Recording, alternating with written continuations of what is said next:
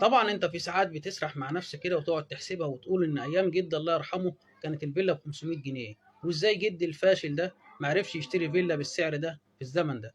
بس انا حابب اقول لك ان الغلبان طول عمره غلبان، هي طبقه الغلابه كده طول عمرهم غلابه.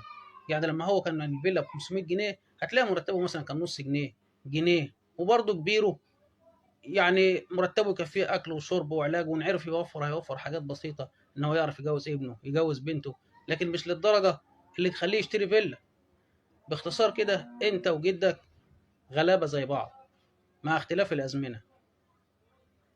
يعني مثلا اللحمه دلوقتي ب 400 جنيه وغاليه على الغلابه، انا حضرتها لما كانت ب 15 جنيه وبرضه كانت غاليه على الغلابه. انا عايز اقول لك ان اللحمه لما كانت ب 15 جنيه وب 10 جنيه وب 5 جنيه كانت برضه غاليه على الغلابه وما كانوش بيعرفوا يشتروها.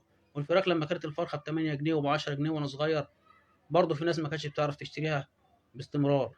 ودلوقتي لما الفراخ بقت الكيلو ب 100 جنيه وب 80 جنيه، برضه الغلابه هم الغلبان هيفضل طول عمره غلبان.